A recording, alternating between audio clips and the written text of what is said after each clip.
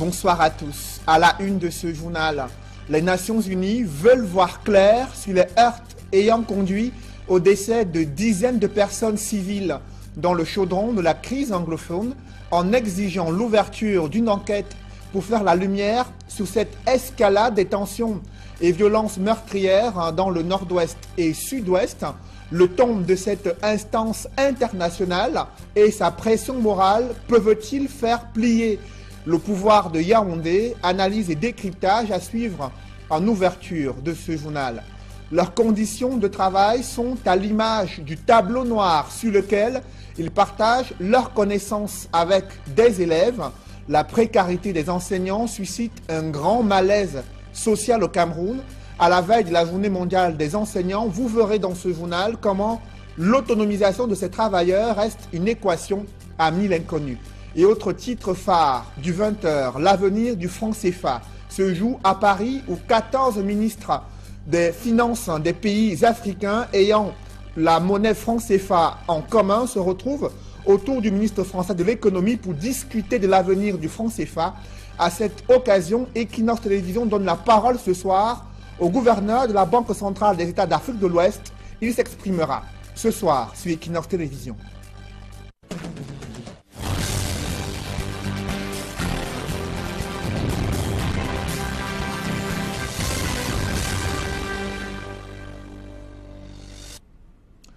Merci de suivre cette édition complète de l'information sur Equinox Télévision. Ces heurts ayant conduit au décès de dizaines de personnes dans le chaudron de la crise anglophone préoccupent chaque jour l'Organisation des Nations Unies et son secrétaire général prescrit au gouvernement camerounais d'ouvrir une enquête pour faire la lumière sur cette escalade des violences meurtrières survenues le 1er octobre 2017 dans les principales villes du nord-ouest et sud-ouest. Cette demande de l'ONU est perçue par des avocats de renommée internationale comme une pression morale pour faire plier le pouvoir de Yaoundé afin d'en savoir davantage sur les auteurs de ces violences survenues le 1er octobre 2017. Mitterrand Dam et Étienne Pascal Azégué. Les échos des récents événements qui se sont produits dans la zone anglophone le 1er octobre dernier sont parvenus jusqu'aux Nations Unies, au point où son secrétaire général, par le biais de son porte-parole, a souhaité qu'une enquête soit ouverte. Si la démarche d'Antonio Guterres n'est pas contraignante sur le plan juridique pour le Cameroun, elle pourrait par contre avoir des répercussions sur la diplomatie de notre pays. Et je pense que la demande de clarifier cette situation est une demande qui est non seulement amicale, mais elle est juste et peut permettre, n'est-ce pas, que nous sortions vers ce dialogue inclusif que tout le monde demande. Et nous espérons que les autorités camerounaises vont tirer les conséquences rapidement en déclenchant des enquêtes pour ce qui nous concerne judiciaire, pour qu'on établisse de manière claire quelle est l'origine de ces violences. Ce dernier poursuit d'ailleurs son analyse en indiquant que ceci rentre dans les us du droit international. En droit international, les Nations Unies ont des façons d'intervenir. Vous avez l'Assemblée générale, vous avez le Conseil de sécurité. Lorsque l'Assemblée générale prend une résolution, la règle en droit, c'est que cette résolution n'est pas contraignante. C'est un peu comme un appel à la conscience des uns et des autres. Le secrétaire général est là pour rappeler la conscience des dirigeants du monde.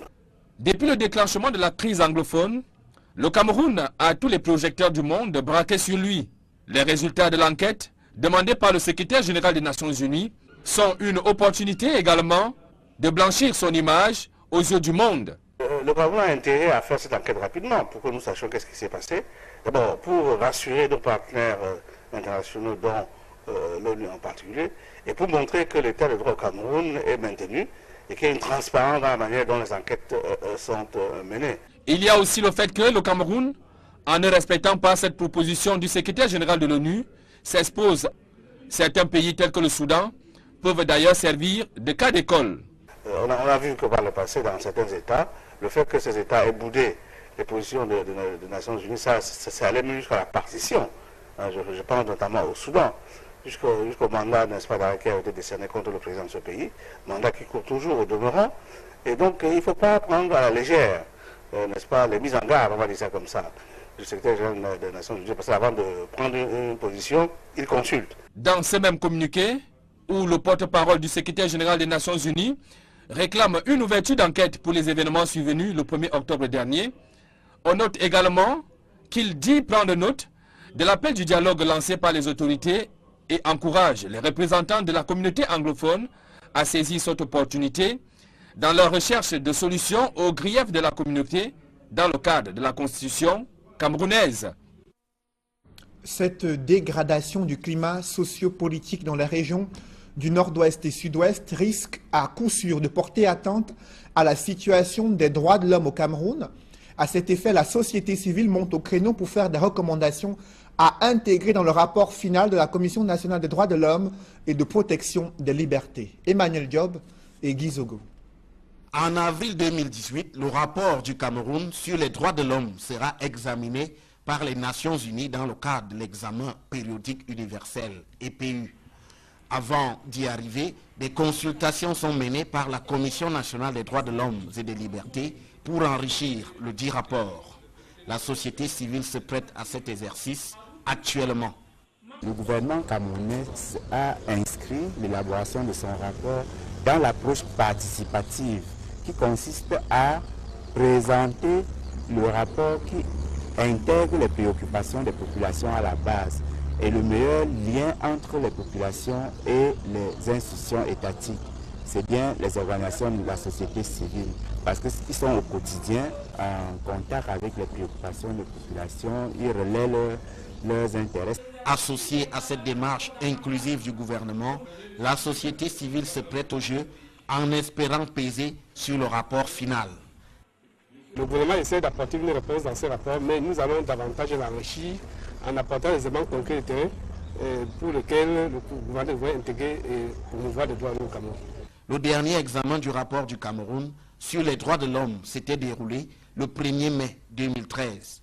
À cette occasion, 171 recommandations portant entre autres sur le code de la famille, la protection des droits des enfants, la prévention de la torture, la réforme de la législation de la presse avaient été faites au Cameroun.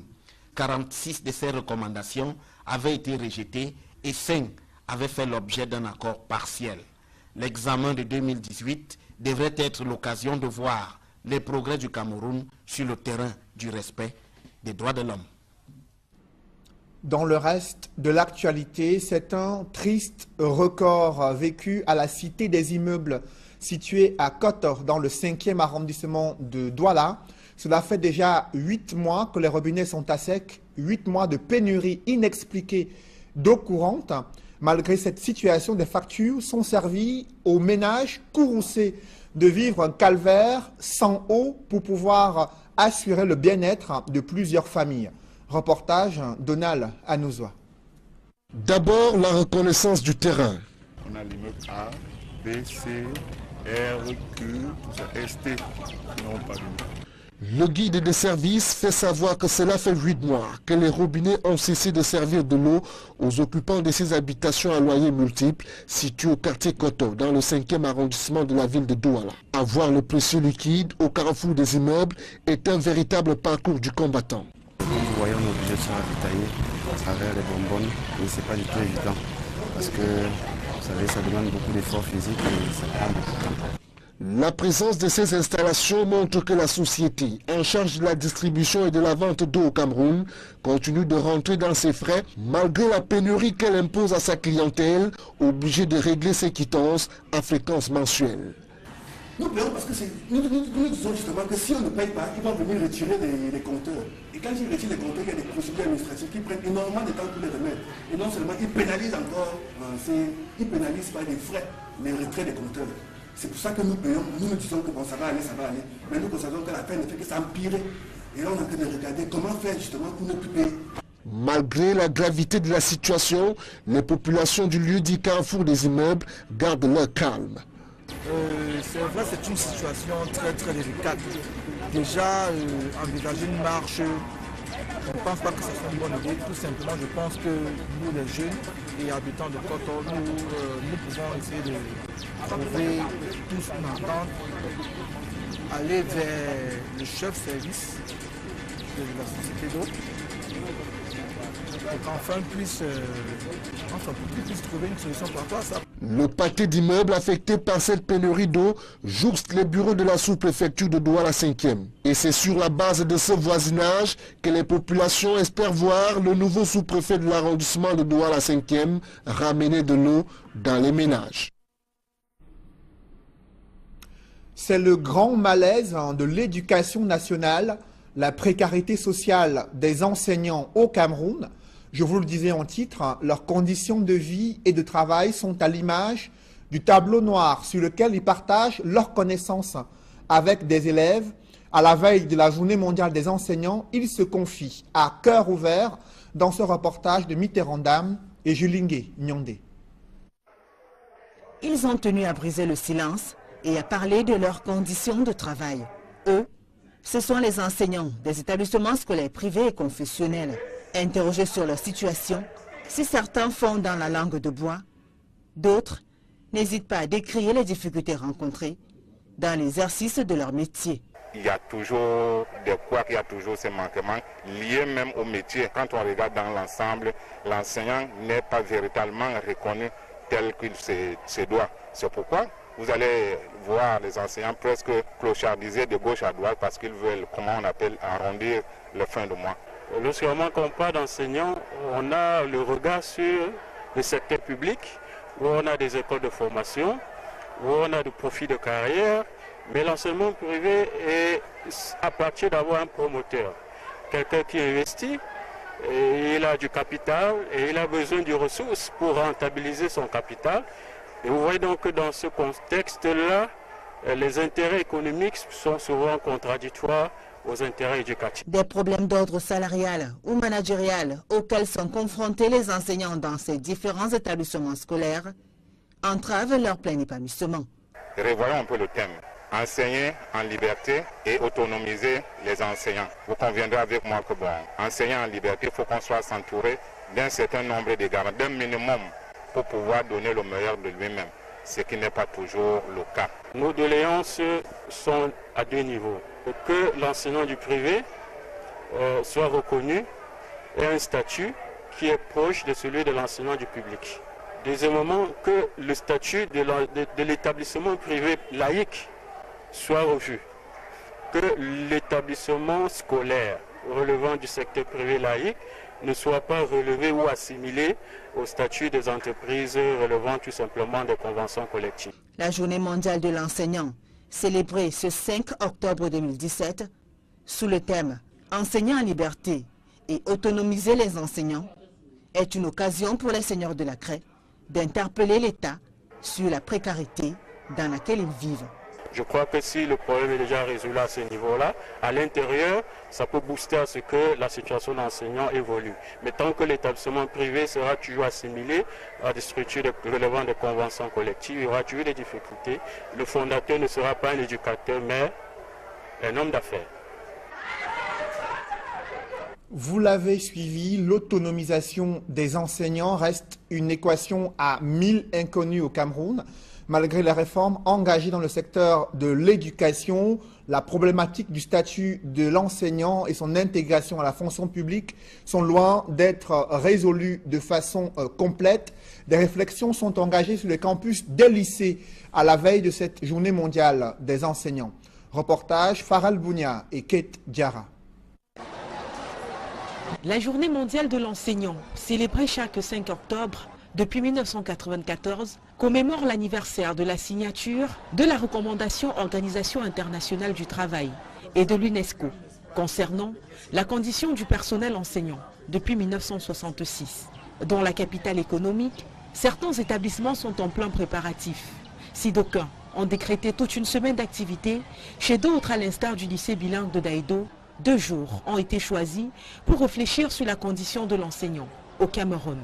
Au programme, quantité d'activités qui vont aller d'une séance de brainstorming. Il s'agira pour les enseignants de réfléchir sur le thème, de le disséquer et de tirer toutes les leçons pour que ça puisse être comme le socle de cette édition 2017. Passons par le sport et le défilé pour chuter en fin de compte sur une petite réjouissance entre collègues. Après ça, il y aura des matchs de football et handball entre personnel enseignant, associé à certains élèves également. Après le défilé, on va recevoir tous les personnels au sein du lycée Blaise Daïdo pour fêter à notre manière. Un peu plus loin, au collège Lagapé, la réalité n'est pas totalement différente. C'est une journée en fait de réflexion, ce n'est pas une journée d'activité ou de fête. Donc, au cours de cette journée, nous allons nous arrêter un tout petit peu pour réfléchir autour du thème qui a été arrêté.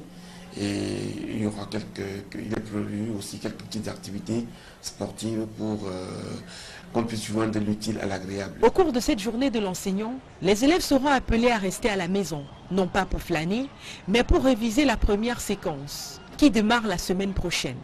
Pour les débordements observés les années antérieures, des mesures ont été prises afin de mettre les enseignants à l'abri des scènes d'humiliation. La chance qu'on a déjà, c'est de fêter dans nos lycées. On saura donc le moment venu arrêter la fête. Vous savez, lorsque le chef lui-même est là, il y a une certaine discipline. Donc, raisonnablement, autour de 18h ou 19h, on devrait mettre un terme à la fête. Pour les récidivistes, un appel à la conscientisation est lancé. C'est un message de responsabilité. Nous avons la charge en gros de la formation. Notre travail, c'est former l'être tout entier, c'est-à-dire pour qu'il soit un homme avant d'être un intellectuel et qu'il soit un intellectuel humain. Un avion hôpital est annoncé à Yaoundé pour la prise en charge médicale des patients atteints de diverses pathologies oculaires. Le seul hic, c'est la sélection de 235 bénéficiaires des soins médicaux sans une moindre campagne de sensibilisation des masses sur cette opportunité. Le gouvernement préfère s'appesantir sur les enjeux de cette mission Orbis qui débute dans quelques jours à Yaoundé. Emmanuel Diop et Marcelin Gansop.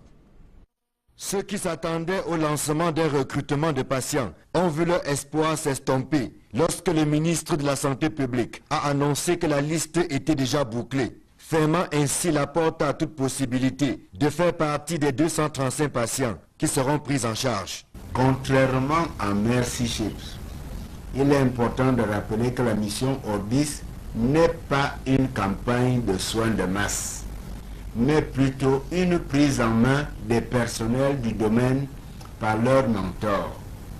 En effet, chaque apprenant a eu à recruter des cas difficiles dans son domaine, les a soumis et en a discuté en ligne avec son mentor.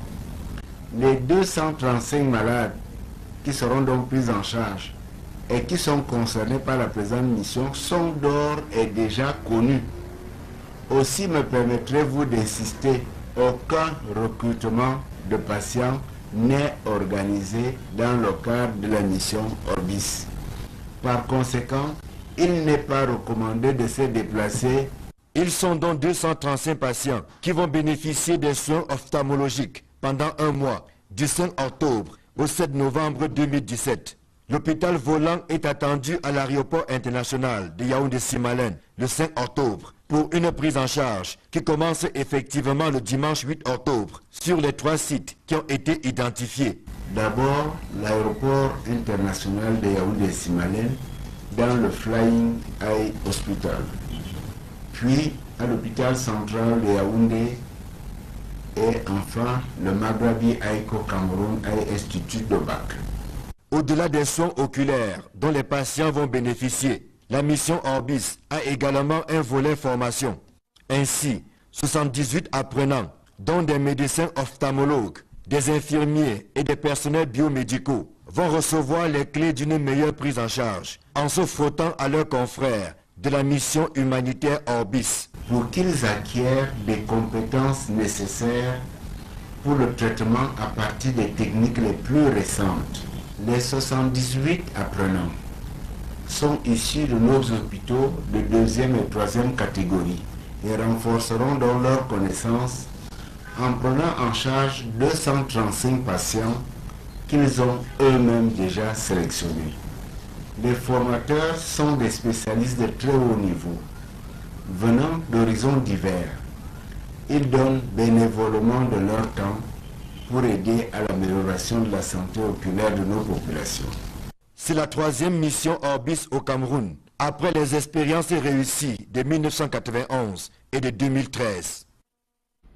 Le ministre de la Santé publique précise que cette mission Orbis s'inscrit dans le même cadre que l'opération humanitaire menée sur un bateau médicalisé où sont prises en charge les personnes atteintes de la cataracte à Douala. L'objectif du gouvernement est de lutter contre la cécité au Cameroun. À cet effet, je vous propose de suivre André Mamafouda, ministre de la Santé publique.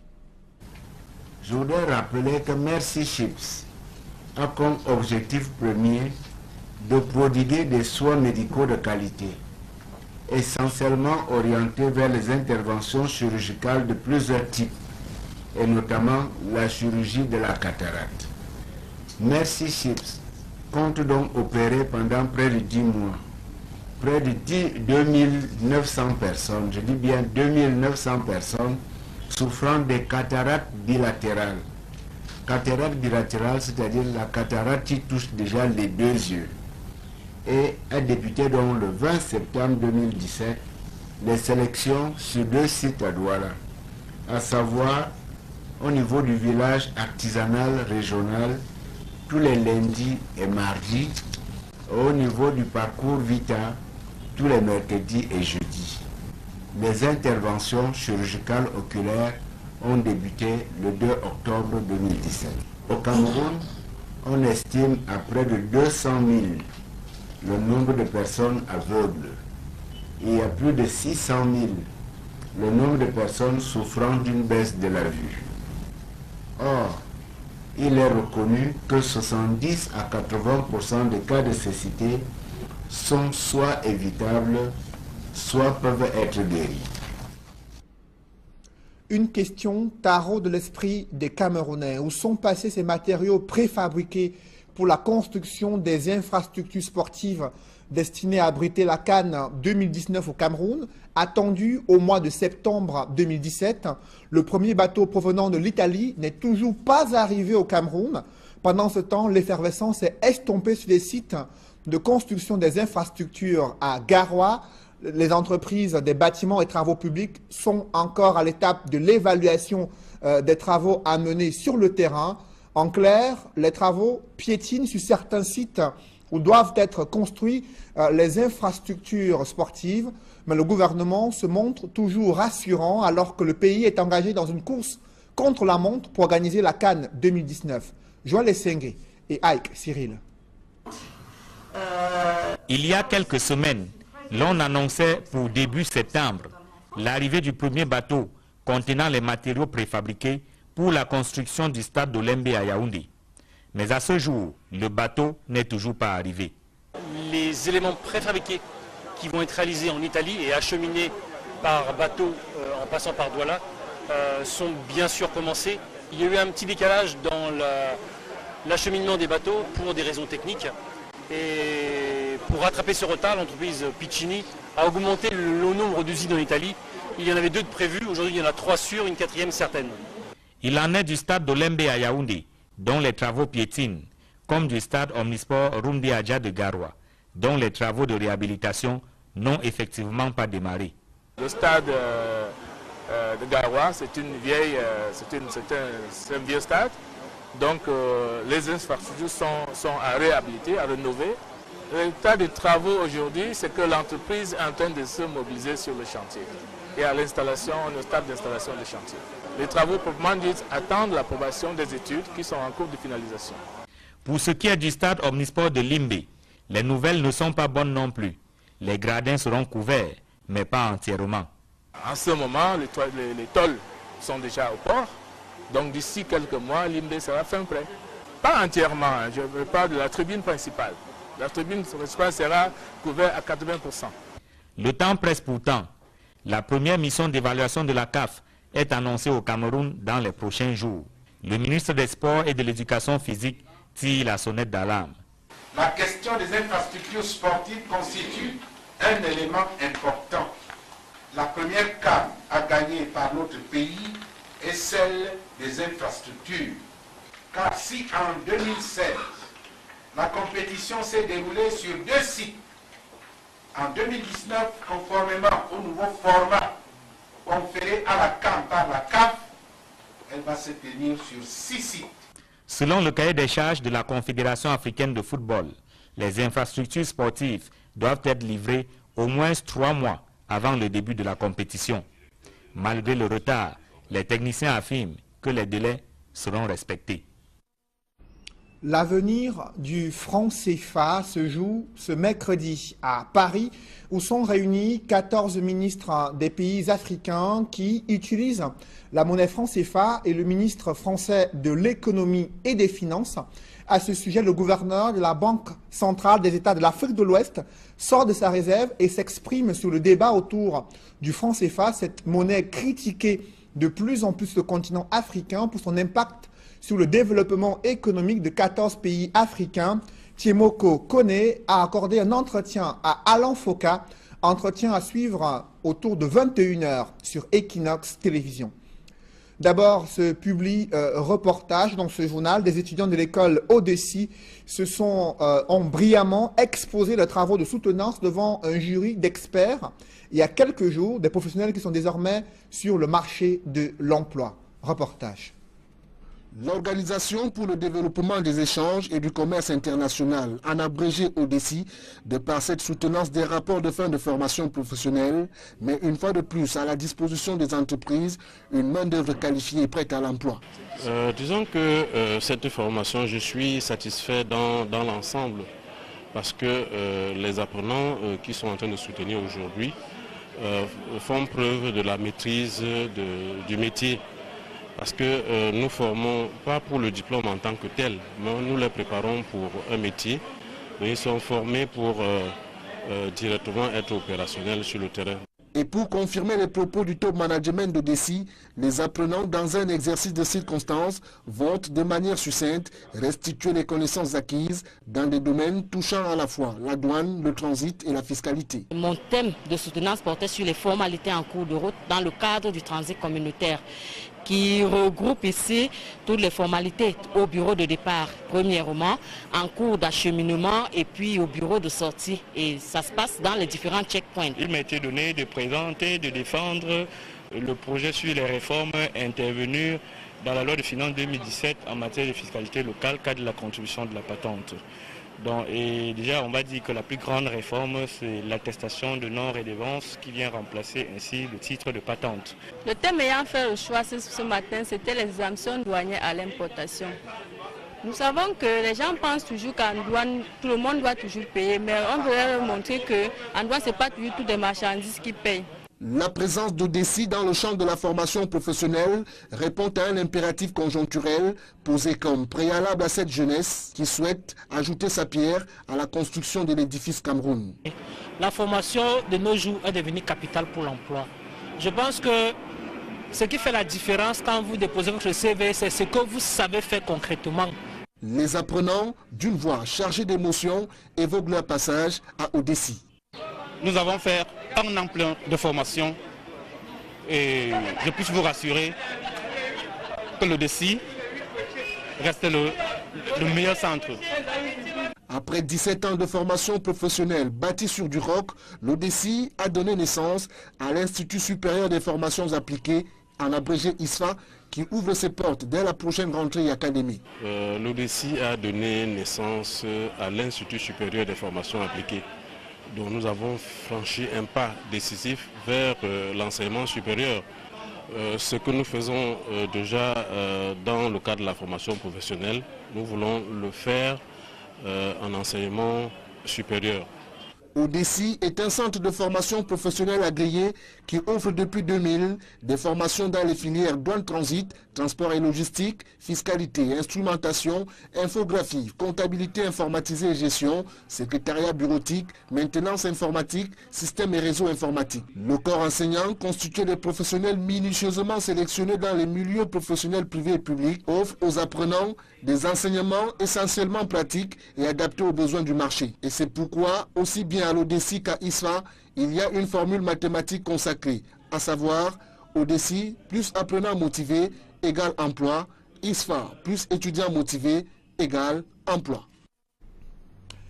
Mesdames, Messieurs, c'est la fin de ce journal. Merci de l'avoir suivi. Ne manquez pas l'un de nos principaux rendez-vous ce soir, la sortie du gouverneur de la Banque centrale des États de l'Afrique de l'Ouest, Thiemoko Kone, qui sort de sa réserve et s'exprime sur le débat autour du franc CFA, cette monnaie commune à 14 pays africains, très critiquée pour son impact négatif sur le développement économique de ces pays africains.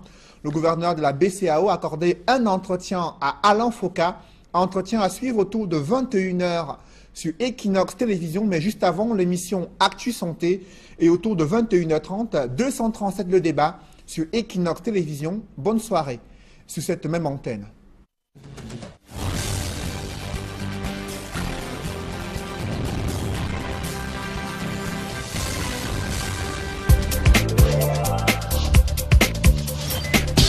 Sont une opportunité également de blanchir son image aux yeux du monde. Le gouvernement a intérêt à faire cette enquête rapidement pour que nous sachions qu'est-ce qui s'est passé. D'abord, pour rassurer nos partenaires internationaux, dont l'ONU en particulier, et pour montrer que l'état de droit au Cameroun est maintenu et qu'il y a une transparence dans la manière dont les enquêtes sont menées. Il y a aussi le fait que le Cameroun, en ne respectant pas cette proposition du secrétaire général de l'ONU, s'expose. Certains pays tels que le Soudan peuvent d'ailleurs servir de cas d'école. On a vu que par le passé, dans certains États, le fait que ces États aient boudé les positions des Nations Unies, ça allait même jusqu'à la partition. Je pense notamment au Soudan, jusqu'au mandat, n'est-ce pas, qui a été décerné contre le président de ce pays, mandat qui court toujours au demeurant.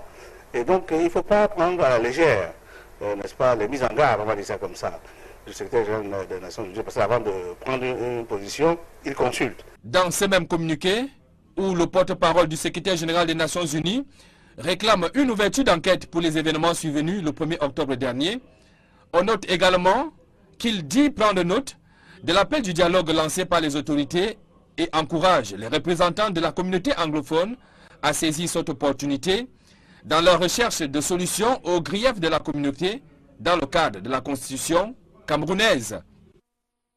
Cette dégradation du climat socio-politique dans les régions du nord-ouest et sud-ouest risque à coup sûr de porter atteinte à la situation des droits de l'homme au Cameroun. À cet effet, la société civile monte au créneau pour faire des recommandations à intégrer dans le rapport final de la Commission nationale des droits de l'homme et de protection des libertés. Emmanuel Diop et Guy Zogo. En avril 2018, le rapport du Cameroun sur les droits de l'homme sera examiné par les Nations Unies dans le cadre de l'examen périodique universel, EPU. Avant d'y arriver, des consultations sont menées par la Commission nationale des droits de l'homme et des libertés pour enrichir le dit rapport. La société civile se prête à cet exercice actuellement. Le gouvernement camerounais a inscrit l'élaboration de son rapport dans l'approche participative qui consiste à présenter le rapport qui intègre les préoccupations des populations à la base et le meilleur lien entre les populations et les institutions étatiques, c'est bien les organisations de la société civile, parce qu'ils sont au quotidien en contact avec les préoccupations des populations, ils relaient leurs intérêts.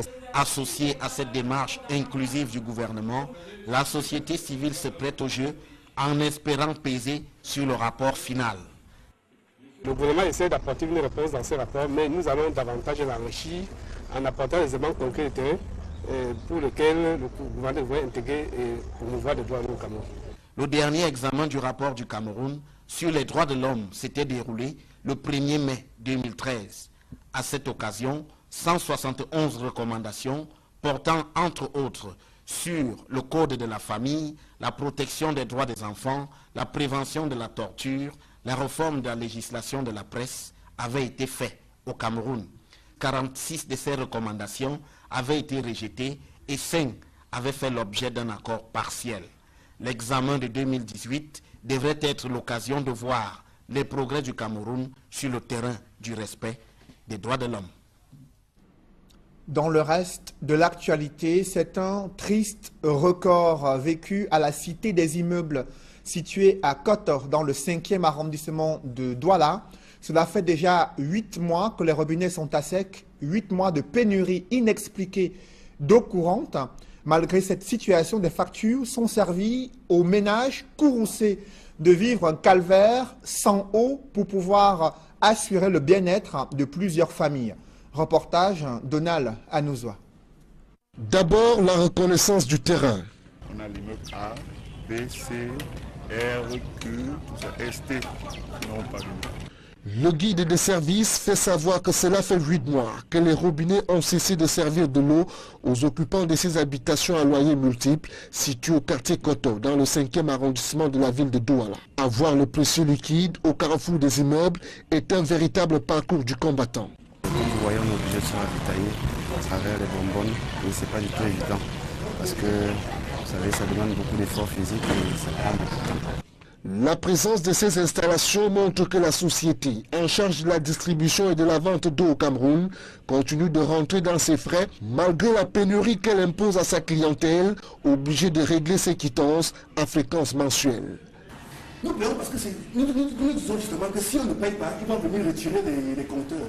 Et quand ils retirent les compteurs, il y a des procédures administratives qui prennent énormément de temps pour les remettre. Et non seulement ils pénalisent encore, ils pénalisent par des frais les retraits des compteurs. C'est pour ça que nous payons, nous disons que bon, ça va aller. Mais nous constatons que la peine ne fait que s'empirer. Et là, on est en train de regarder comment faire justement pour ne plus payer. Malgré la gravité de la situation, les populations du lieu dit carrefour des immeubles gardent leur calme. C'est vrai, c'est une situation très très délicate. Déjà, envisager une marche, je ne pense pas que ce soit une bonne idée. Tout simplement, je pense que nous, les jeunes et habitants de Koto, nous pouvons essayer de trouver tous une entente, aller vers le chef service de la société d'eau, et qu'enfin puisse trouver une solution par rapport à ça. Le pâté d'immeubles affecté par cette pénurie d'eau jouxte les bureaux de la sous-préfecture de Douala 5e. Et c'est sur la base de ce voisinage que les populations espèrent voir le nouveau sous-préfet de l'arrondissement de Douala 5e ramener de l'eau dans les ménages. C'est le grand malaise de l'éducation nationale, la précarité sociale des enseignants au Cameroun. Je vous le disais en titre, leurs conditions de vie et de travail sont à l'image du tableau noir sur lequel ils partagent leurs connaissances avec des élèves. À la veille de la Journée mondiale des enseignants, ils se confient à cœur ouvert dans ce reportage de Mitterrandam et Julingue Nyondé. Ils ont tenu à briser le silence et à parler de leurs conditions de travail. Eux, ce sont les enseignants des établissements scolaires privés et confessionnels. Interrogés sur leur situation, si certains font dans la langue de bois, d'autres n'hésitent pas à décrire les difficultés rencontrées dans l'exercice de leur métier. Il y a toujours des couacs, il y a toujours ces manquements liés même au métier. Quand on regarde dans l'ensemble, l'enseignant n'est pas véritablement reconnu tel qu'il se doit. C'est pourquoi vous allez voir les enseignants presque clochardisés de gauche à droite parce qu'ils veulent, comment on appelle, arrondir les fins de mois. Lorsqu'on manque pas d'enseignants, on a le regard sur le secteur public, où on a des écoles de formation, où on a du profit de carrière, mais l'enseignement privé est à partir d'avoir un promoteur, quelqu'un qui investit, et il a du capital et il a besoin de ressources pour rentabiliser son capital. Et vous voyez donc que dans ce contexte-là, les intérêts économiques sont souvent contradictoires aux intérêts éducatifs. Des problèmes d'ordre salarial ou managérial auxquels sont confrontés les enseignants dans ces différents établissements scolaires entravent leur plein épanouissement. Revoyons un peu le thème. Enseigner en liberté et autonomiser les enseignants. Vous conviendrez avec moi que enseigner en liberté, il faut qu'on soit entouré d'un certain nombre de garanties, d'un minimum pour pouvoir donner le meilleur de lui-même, ce qui n'est pas toujours le cas. Nos doléances sont à deux niveaux. Que l'enseignant du privé soit reconnu et un statut qui est proche de celui de l'enseignant du public. Deuxièmement, que le statut de l'établissement privé laïque soit revu.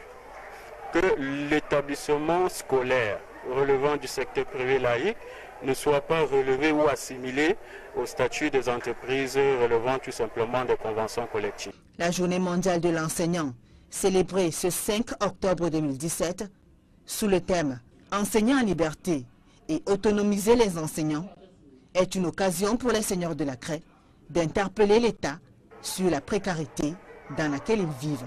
Je crois que si le problème est déjà résolu à ce niveau-là, à l'intérieur, ça peut booster à ce que la situation d'enseignants évolue. Mais tant que l'établissement privé sera toujours assimilé à des structures relevant des conventions collectives, il y aura toujours des difficultés. Le fondateur ne sera pas un éducateur, mais un homme d'affaires. Vous l'avez suivi, l'autonomisation des enseignants reste une équation à 1000 inconnus au Cameroun. Malgré les réformes engagées dans le secteur de l'éducation, la problématique du statut de l'enseignant et son intégration à la fonction publique sont loin d'être résolues de façon complète. Des réflexions sont engagées sur les campus des lycées à la veille de cette journée mondiale des enseignants. Reportage Faral Bounia et Kate Diarra. La journée mondiale de l'enseignant, célébrée chaque 5 octobre depuis 1994, commémore l'anniversaire de la signature de la recommandation Organisation internationale du travail et de l'UNESCO concernant la condition du personnel enseignant depuis 1966. Dans la capitale économique, certains établissements sont en plein préparatif. Si d'aucuns ont décrété toute une semaine d'activité, chez d'autres, à l'instar du lycée bilingue de Daïdo, 2 jours ont été choisis pour réfléchir sur la condition de l'enseignant au Cameroun. Au programme, quantité d'activités qui vont aller d'une séance de brainstorming. Il s'agira pour les enseignants de réfléchir sur le thème, de le disséquer et de tirer toutes les leçons pour que ça puisse être comme le socle de cette édition 2017. Passons par le sport et le défilé pour chuter en fin de compte sur une petite réjouissance entre collègues. Après ça, il y aura des matchs de football et handball entre personnel enseignant, associé à certains élèves également. Après le défilé, on va recevoir tous les personnels au sein du lycée bilingue de Daïdo pour fêter à notre manière. Un peu plus loin, au collège de l'Agapé, la réalité n'est pas totalement différente. C'est une journée en fait de réflexion, ce n'est pas une journée d'activité ou de fête. Donc au cours de cette journée, nous allons nous arrêter un tout petit peu pour réfléchir autour du thème qui a été arrêté. Et il y aura il est prévu aussi quelques petites activités sportives pour qu'on puisse joindre l'utile à l'agréable. Au cours de cette journée de l'enseignant, les élèves seront appelés à rester à la maison, non pas pour flâner, mais pour réviser la première séquence, qui démarre la semaine prochaine. Pour les débordements observés les années antérieures, des mesures ont été prises afin de mettre les enseignants à l'abri des scènes d'humiliation. La chance qu'on a déjà, c'est de fêter dans nos lycées. On saura donc le moment venu arrêter la fête. Vous savez, lorsque le chef lui-même est là, il y a une certaine discipline. Donc, raisonnablement, autour de 18h ou 19h, on devrait mettre un terme à la fête. Pour les récidivistes, un appel à la conscientisation est lancé. C'est un message de responsabilité. Nous avons la charge en gros de la formation. Notre travail, c'est former l'être tout entier, c'est-à-dire pour qu'il soit un homme avant d'être un intellectuel et qu'il soit un intellectuel humain. Un avion hôpital est annoncé à Yaoundé pour la prise en charge médicale des patients atteints de diverses pathologies oculaires. Le seul hic, c'est la sélection de 235 bénéficiaires des soins médicaux sans une moindre campagne de sensibilisation des masses sur cette opportunité. Le gouvernement préfère s'appesantir sur les enjeux de cette mission Orbis qui débute dans quelques jours à Yaoundé. Emmanuel Diop et Marcelin Gansop. Ceux qui s'attendaient au lancement d'un recrutement de patients ont vu leur espoir s'estomper lorsque le ministre de la Santé publique a annoncé que la liste était déjà bouclée, fermant ainsi la porte à toute possibilité de faire partie des 235 patients qui seront pris en charge. Contrairement à Mercy Chips, il est important de rappeler que la mission Orbis n'est pas une campagne de soins de masse, mais plutôt une prise en main des personnels du domaine par leurs mentors. En effet, chaque apprenant a eu à recruter des cas difficiles dans son domaine, les a soumis et en a discuté en ligne avec son mentor. Les 235 malades qui seront donc pris en charge et qui sont concernés par la présente mission sont d'ores et déjà connus Aussi me permettrez-vous d'insister, aucun recrutement de patients n'est organisé dans le cadre de la mission Orbis. Par conséquent, il n'est pas recommandé de se déplacer. Ils sont donc 235 patients qui vont bénéficier des soins ophtalmologiques pendant un mois, du 5 octobre au 7 novembre 2017. L'hôpital volant est attendu à l'aéroport international de Yaoundé-Simalène le 5 octobre pour une prise en charge qui commence effectivement le dimanche 8 octobre sur les 3 sites qui ont été identifiés. D'abord, l'aéroport international de Yaoundé-Simalène dans le Flying Eye Hospital, puis à l'hôpital central de Yaoundé et enfin le Maghrabi Aïko Cameroun Eye Institute de Bac. Au-delà des soins oculaires dont les patients vont bénéficier, la mission Orbis a également un volet formation. Ainsi, 78 apprenants, dont des médecins ophtalmologues, des infirmiers et des personnels biomédicaux, vont recevoir les clés d'une meilleure prise en charge en se frottant à leurs confrères de la mission humanitaire Orbis. Pour qu'ils acquièrent des compétences nécessaires pour le traitement à partir des techniques les plus récentes. Les 78 apprenants sont issus de nos hôpitaux de 2e et 3e catégorie et renforceront donc leurs connaissances en prenant en charge 235 patients qu'ils ont eux-mêmes déjà sélectionnés. Les formateurs sont des spécialistes de très haut niveau, venant d'horizons divers. Ils donnent bénévolement de leur temps pour aider à l'amélioration de la santé oculaire de nos populations. C'est la 3e mission Orbis au Cameroun, après les expériences réussies de 1991 et de 2013.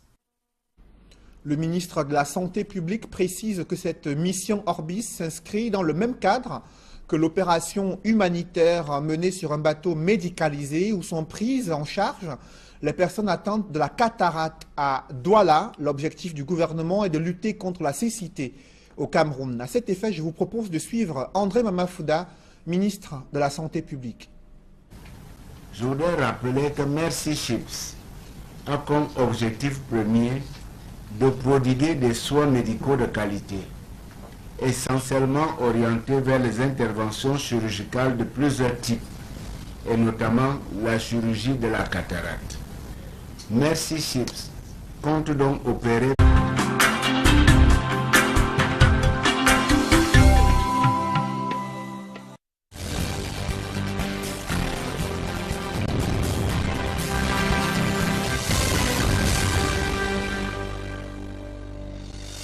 Bonsoir à tous. À la une de ce journal, les Nations Unies veulent voir clair sur les heurts ayant conduit au décès de dizaines de personnes civiles dans le chaudron de la crise anglophone, en exigeant l'ouverture d'une enquête pour faire la lumière sur cette escalade des tensions et violences meurtrières dans le nord-ouest et sud-ouest.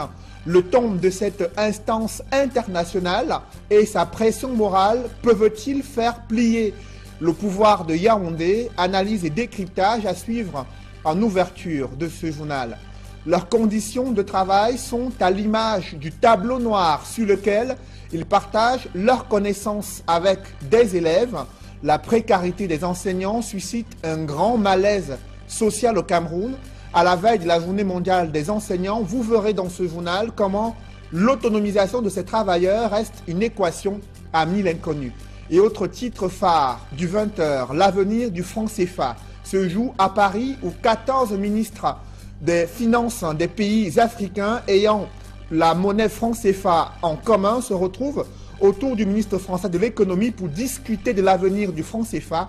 À cette occasion, Equinox Télévision donne la parole ce soir au gouverneur de la Banque centrale des États d'Afrique de l'Ouest. Il s'exprimera ce soir sur Equinox Télévision.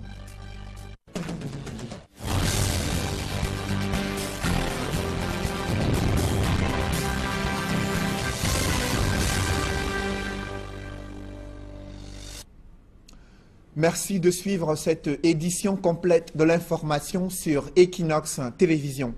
Ces heurts ayant conduit au décès de dizaines de personnes dans le chaudron de la crise anglophone, préoccupe chaque jour. L'Organisation des Nations Unies et son secrétaire général prescrit au gouvernement camerounais d'ouvrir une enquête pour faire la lumière sur cette escalade des violences meurtrières survenues le 1er octobre 2017 dans les principales villes du nord-ouest et sud-ouest. Cette demande de l'ONU est perçue par des avocats de renommée internationale comme une pression morale pour faire plier le pouvoir de Yaoundé afin d'en savoir davantage sur les auteurs de ces violences survenues le 1er octobre 2017. Mitterrand Dam et Étienne Pascal Azégué. Les échos des récents événements qui se sont produits dans la zone anglophone le 1er octobre dernier sont parvenus jusqu'aux Nations Unies, au point où son secrétaire général, par le biais de son porte-parole, a souhaité qu'une enquête soit ouverte. Si la démarche d'Antonio Guterres n'est pas contraignante sur le plan juridique pour le Cameroun, elle pourrait par contre avoir des répercussions sur la diplomatie de notre pays. Et je pense que la demande de clarifier cette situation est une demande qui est non seulement amicale, mais elle est juste et peut permettre, n'est-ce pas, que nous sortions vers ce dialogue inclusif que tout le monde demande. Et nous espérons que les autorités camerounaises vont tirer les conséquences rapidement en déclenchant des enquêtes pour ce qui nous concerne judiciaire, pour qu'on établisse de manière claire quelle est l'origine de ces violences. Ce dernier poursuit d'ailleurs son analyse en indiquant que ceci rentre dans les us du droit international. En droit international, les Nations Unies ont des façons d'intervenir. Vous avez l'Assemblée générale, vous avez le Conseil de sécurité. Lorsque l'Assemblée générale prend une résolution, la règle en droit, c'est que cette résolution n'est pas contraignante. C'est un peu comme un appel à la conscience des uns et des autres. Le secrétaire général est là pour rappeler la conscience des dirigeants du monde. Depuis le déclenchement de la crise anglophone, le Cameroun a tous les projecteurs du monde braqués sur lui. Les résultats de l'enquête, demandés par le secrétaire général des Nations Unies,